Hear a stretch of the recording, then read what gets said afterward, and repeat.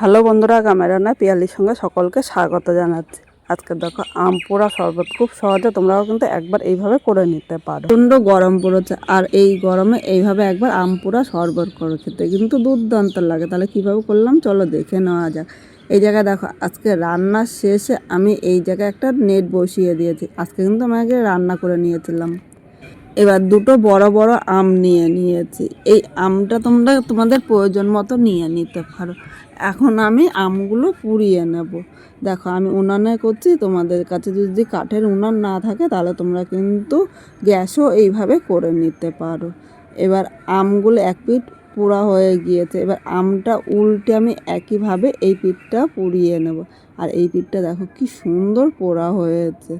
এই কথা বলতে বলতে এখানে দেখো আমটা কিন্তু দুই পিঠই পোড়ানো হয়ে গিয়েছে। এবার এই আমটা আমি নামিয়ে নেব। প্রচণ্ড গরম, হাত দিয়ে কিন্তু ধরা যাচ্ছে না, তাই আমি একটা কাপড় দিয়ে আমগুলো তুলে নিলাম। এবার তোমরা যদি একটু দেরি করো তাহলে আমটা কিন্তু ঠান্ডা করে নেবে। আমি আমটা নামিয়ে সাথে সাথে একটু জল দিয়ে দিলাম। এবার জল দিয়ে আমটা ভালো করে এইভাবে পরিষ্কার করে ধুয়ে নিয়েছি। আমি এখন আমের খোসাটা ছাড়িয়ে নেবো। দেখো পুরানোর সাথে সাথে জলে দিলে কিন্তু অনেকটাই ঠান্ডা হয়ে যায়, তার মধ্যে কিন্তু একটু গরম আছে। এই গরমের মধ্যে আমি আস্তে আস্তে আমের এই খোসাগুলো আমি ছাড়িয়ে নিচ্ছি। একটু গরমের মধ্যে একটু ছাড়াতে অসুবিধা হচ্ছে, তাই বলছি তোমাদের হাতে সময় থাকলে একটু করো। আর আজকে দুপুরে প্রচণ্ড গরম পড়েছে, ভাবলাম এখন আম শরবত করে এখন রেখে দিলে কিন্তু অনেকটা সময় নষ্ট হবে, তাই আমি সাথে সাথে এই আমগুলো পরিষ্কার করে নিচ্ছি। এখানে দেখো দুটো আমই কিন্তু পরিষ্কার হয়ে গিয়েছে। এবার একটা চামচের সাহায্যে আমি এই আমের কাঁধগুলো বের করে নেব। আর আমের ভেতরে যে আটিটা থাকে সেই আটিটা কিন্তু আস্তে আস্তে বের করে নিতে হবে। এই আটিটা আমি ফেলে দিলাম। এবার দুটো আমি দেখো একইভাবে আমি নিয়ে নিয়েছি।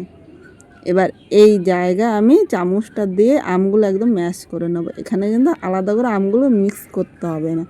এইভাবে তোমরা চামচ দিয়ে কিন্তু ভালো করে মিক্স করে নিতে পারবে। এইভাবে কিছুক্ষণ মিক্স করে নেবো। আমের যে দানা দানা ভাব সেই দানা দানা ভাবটা কিন্তু আর থাকবে না, কারণ পুড়িয়ে নিয়েছে আর আমটা কিন্তু একদম নরম হয়ে গিয়েছে। এবার এর মধ্যে আমি সাদা লবণ দিয়ে দিলাম, খুব অল্প পরিমাণে নিয়েছি। এর সাথে বিট লবণ নিয়েছি। আমি দুটো লবণ মিশিয়ে নিলাম। তোমরা কিন্তু দুটো লবণ বা যে কোনো একটা লবণ নিয়ে নিতে পারো। এখানে আমি 2 গ্লাস শরবত করব, তাই 2 গ্লাসের জন্য এই জায়গায় আমি 2 চামচ চিনি দিলাম।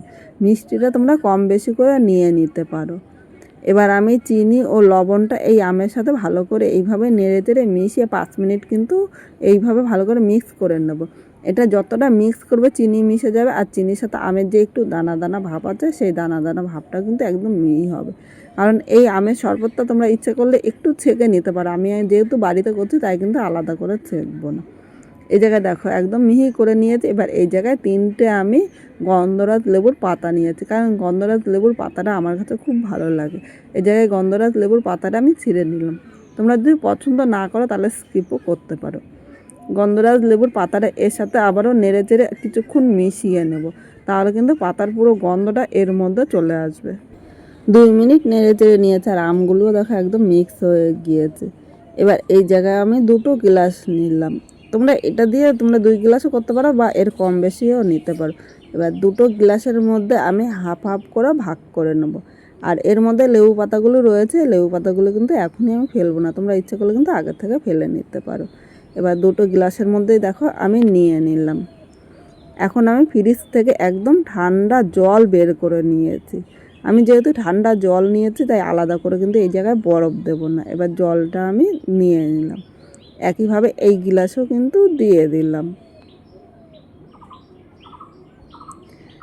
এখন আমি একটু নেড়ে চেড়ে নিলাম। দেখো আজকে আমের এই শরবতটা কিন্তু দুর্দান্ত হয়েছিল। আর এই জায়গায় দেখো যে এই লেবু পাতাগুলো ছিল, লেবু পাতাগুলো আমি এখন ফেলে দেবো, কারণ খাওয়ার সময় মুখে পড়লে লেবু পাতাগুলো কিন্তু ভালো লাগে না।